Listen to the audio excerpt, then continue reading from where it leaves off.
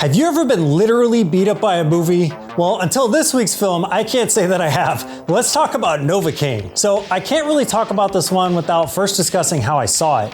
When my friend and I booked tickets for it, it was just like a regular screening, but when we arrived at the theater to watch it, they had not moved not only the time, but the screen that it was on. We had been upgraded to 4DX. And I'd only ever seen one other movie prior in 4DX. It was War for the Planet of the Apes. And I remember they sprayed me with water. They were making me smell things. There was explosions literally going off in the theater. It was like being on a theme park ride. Novocaine was a bit of a different experience. The movie starts off slow, lets us get to know our hero. He's this banker named Nathan Kane, and we see him start to build a relationship with his coworker Sherry.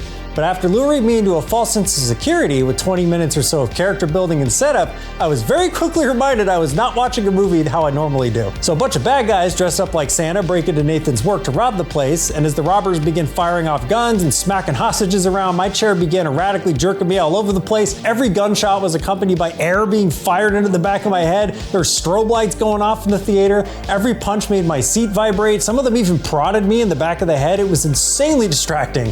One of the later action scenes takes place in a kitchen, and Nathan's getting tossed around like a rag doll, and my chair kind of acted like I was on a roller coaster built by drunk carnies. I had genuinely never seen a movie before where I was like, I hope this isn't an action scene coming up.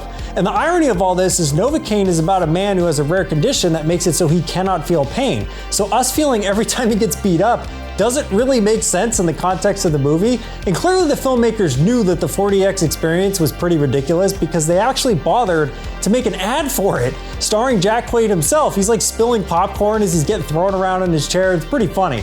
And all this may make it sound like I did not enjoy Novocaine very much, but the exact opposite is true. Despite feeling like I was on a tilt-a-whirl every time Nathan got launched across the room, the movie's actually a lot of fun. I love when action movies take the time to let us get to know all the players before the fighting kicks off. It gives me time to care about what is happening. And Nathan is likable. He's the kind of guy you want to see succeed in his quest. He wants to save Sherry. He's also just a guy, so his intentions are noble, but he's not a fighter. He's not equipped for a rescue mission. Throughout the movie, he only fights like 4 people, and every one of them is a struggle, with his victories really only happening because he got lucky or other people got involved in the fight. And unlike other recent action movies, love hurts, Novocaine lands all of its setups and payoffs. The movie reminded me a little bit of John Wick and how it was paced. Much like that film, I think Novocaine had a modest budget, so it just did a lot with very little resources.